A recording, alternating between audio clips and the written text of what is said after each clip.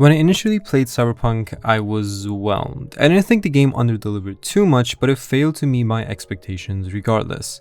I wanted the game to destroy me with its gut-wrenching story and themes. I wanted the combat to blow me away, so much so that I would complete all the main missions and gigs. I wanted to explore and feel Night City with every fiber of my being and enjoy it, but it was just fine.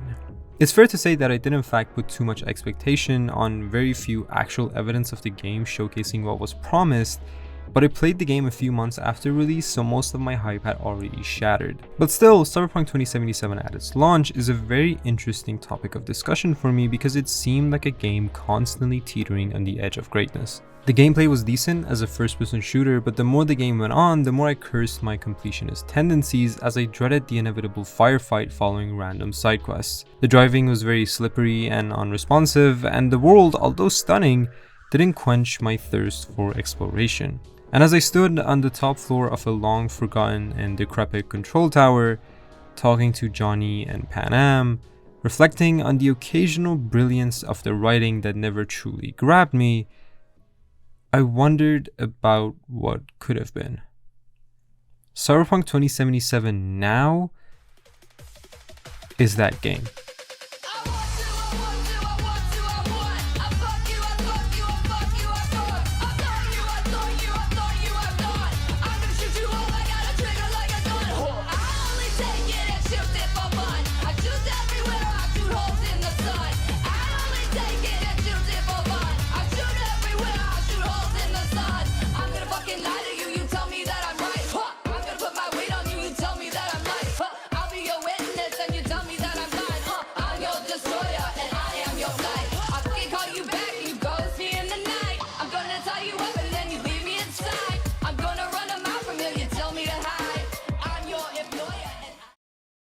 I found myself enjoying the combat a lot more during my second playthrough. Everything from the sound of the weapons to their impact was heavy, weighty, and satisfying. Initially, I pumped a lot of skill points into strength, experimenting with shotguns, assault rifles, revolvers, but as the game progressed, I decided to go for a pseudo katana build with a good deal of skill and net running.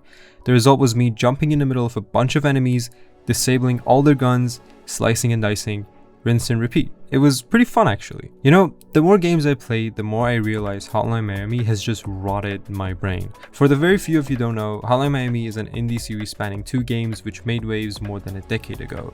It's a top-down shooter mostly consisting of you entering a room and figuring out how to leave with everyone's guts out in the open. To play my pretentious card for a second, both Hotline Miami 1 and 2 feel more like rhythmic puzzle games to me more than anything. You enter a room with carefully placed obstacles, enemies, and weapons. One wrong move and you have to restart. More often than not, you're focused on progressing by putting different building blocks in your head in the shape of different strategies to use, such as how many guns there are, how much ammo do they carry, how many bullets does it take to kill an enemy, and so forth. So you're slowly but surely moving forward with the limited tools you have. If something works, you keep it, and if not, you just ditch that idea in favor of something else that works. Hotline Miami is one of the first games that truly showed me the power of video games as not only a form of art, but a medium for storytelling. So when I say it's rot in my brain, I mean that it has made me see every other game in the same light. I've begun to notice that I experiment very little when it comes to video game combat and just like a good old programmer, do my own thing until I hit a wall, and only then do I change strategies. All of this yapping just to say that I tried my best to utilize a lot of the tools of destruction that the game offers during my second time around,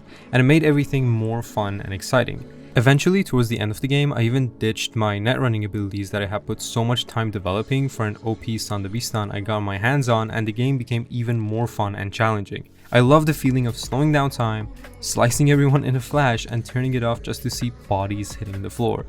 It never gets old. My only criticism is that even though I was playing on very hard difficulty, the game still felt like it lacked the proper challenge. Honestly, if you stick close to cover, you are guaranteed to be safe most of the time, except for the occasional grenade. During my 65-hour playthrough, I rarely remember enemies flanking or acting overly aggressive in the base game. Most of my deaths came about me acting like a complete dumbass, going in the middle of a heap of enemies, thinking I could pull off killing them all at once and getting my ass handed to me.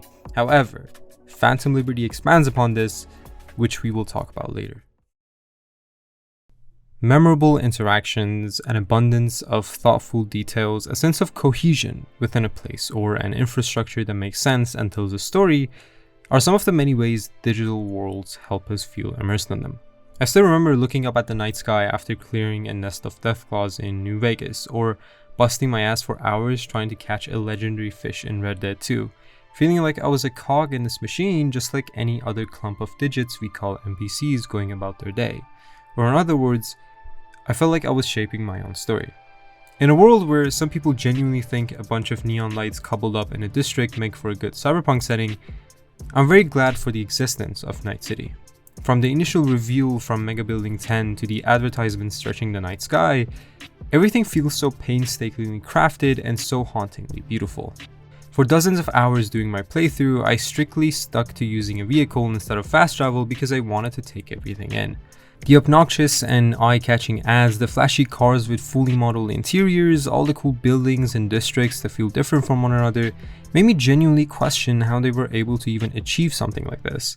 And I kinda got my answer. Even though the additional updates do help with making the world feel a bit more alive, like the metro system and increasing NPC variety and NPCs in general, there's still honestly nothing to really do in Night City except quests and buying gear. There's the additional vehicle contract missions introduced in Phantom Liberty, where you basically hijack different cars and motorcycles and try to bring them to a garage, which I found to be kind of boring. There are also races and NCPD missions where you just shoot a bunch of random thugs, which are honestly more of the same. But at least the side content is good, right? Now, as we've talked about, an important part of any open world game, nay, maybe even the most important part, is to create an environment that feels alive. For some reason though, one of the ways this has been tried to achieve in modern titles is to cram as many cookie cutter side content as possible in every nook and cranny of the map. Now, of course I didn't mean to say that Cyberpunk's approach to world design is as offensively bland as its contemporaries, which us gamers love to needlessly pour over, but it certainly needs a bit of work and polish even in its completed state. Blowing up a yacht with Carrie, regrouping Johnny's band, or making a choice for Delamain are some of my favorite moments in the game, but there are also a lot of repetitive gigs consisting of killing the same goons, or hijacking the same terminals, or stealing the same vehicles, all with different coats of paint, trying to mask the fact that you are playing the same mission over and over again. I might have argued that it's nice to break away from the main story to just shoot some guns while excusing the lackluster reasonings behind them, where the main campaign not so short. While focusing on the main objectives, How Long to Beat states that it takes the average player 25 hours to complete the game, and me and a lot of other people online think that's generous. In my first playthrough, I ended up missing out on a ton of the more well-written, interesting side quests because they were lost in a sea of monotonous crap that just served to pad out the runtime. I just don't really understand why each fixer couldn't offer 3 or 4 gigs tops while having them have fun, unique characters you could interact with, an interesting story, and a cool gun or something at the end to go along with it. It would also make a lot more sense within the context of the story, with V having only a few weeks to live. And even this has been fixed in Phantom. You know what? Fuck it. Let's talk about Phantom Liberty.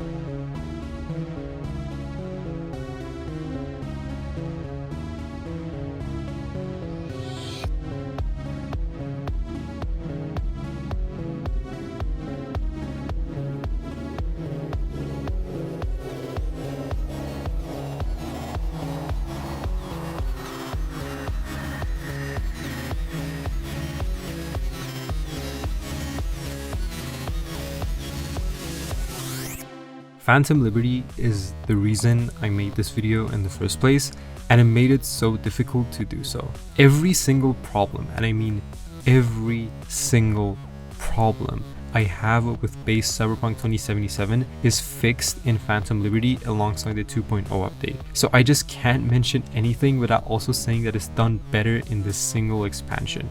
The whole thing starts out with a bang. You get contacted by Songbird, a special agent who is an extremely skilled netrunner that promises she can save your life if only you get the president of the new USA out of Dogtown, a district of Night City once planned to be the ultimate paradise for tourists and the gathering place of the world's elite, now ruled by an absolute vile and brutal commander who's created a militaristic regime.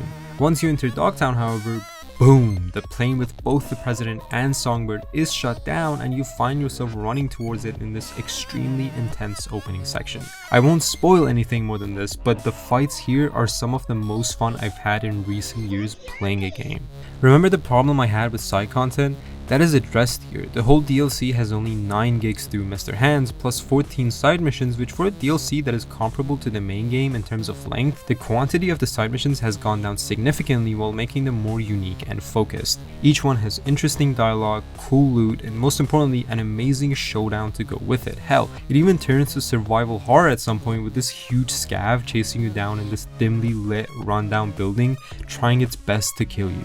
I was so panicked during this fight that I legit forgot the button for picking up items. He reminds me of those super mutants in Fallout New Vegas who were addicted to stealth boys and could go invisible. Great stuff. But genuinely though, for once I started considering avoiding fights because of the upcoming shootouts that came with them. No more hiding behind cover, headshotting everyone. The enemies here will snipe you, fry your brain, gang up on you, drop down on you, mostly all at the same time if you play your cards wrong. They want to absolutely destroy you with every molecule of their being on very hard difficulty, and I'm here for it. The deaths I had in Phantom Liberty were not from me testing out new gear or anything, it was genuinely because I didn't know what to do and it filled me with immense excitement. The last time a game satisfied me to this level with its AI and gameplay in general was probably Fear, with its enemies constantly playing tricks on you in order for you to slip up. The whole fights are a dance of moving through dozens of possibilities each second trying to survive. It's absolutely beautiful. This is probably the most incoherent paragraph I've ever written for a video, but I just can't get myself to edit gushing over this DLC. It was so phenomenal. Even the visuals too. Dogtown is such a beautiful and dense piece of fictional land. Not only are the buildings and missions just so beautifully designed and gorgeous to gawk at, there are also callbacks to missions you've done through the NPCs of this place, which were certainly lacking and also pretty much impossible to do in a big open world like Night City. The more carefully crafted and planned environment of Phantom Liberty allows for more creative expression and cool ideas to be put on show more frequently. There's one thing I've avoided talking about up to this point, and I'm sure it's not hard to guess what. It's not a huge exaggeration to say that I dreaded writing about the story, characters, and themes of Cyberpunk in general, and not just because they truly grabbed me, but because I felt like, and I still feel like I can't fully express the emotions it welled in me, and to be completely honest, not that it's the job of a reviewer or anyone to be able to fully articulate why they feel what they feel towards something. It's just that the writing of Cyberpunk 2077, especially in the DLC, is so intricate, so beautiful, and so thought-provoking to the point that it is connected with so many people that it's a bit daunting to approach writing about it, but I will try.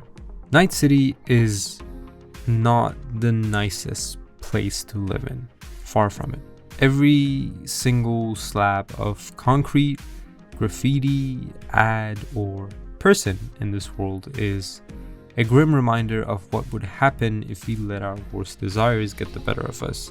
But still, throughout it, you see people finding beauty in it, knowing that more than likely it's going to be temporary. You see people blowing up conglomerates, sacrificing their bodies for fame, losing their humanity for power, all in the hopes of becoming something more than themselves. Although most of these endeavors end up in failures, still they keep on going, trying their best to find something to latch onto in the absolute hodgepodge of pain and joy that we call living. But while you're in the constant rush of creating something bigger than yourself, it might not be that bad of an idea to just be a face in the crowd. And that meant a lot to me.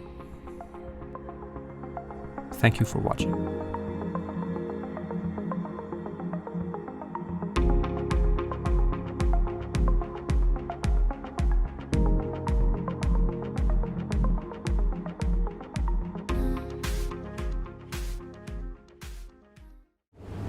Time.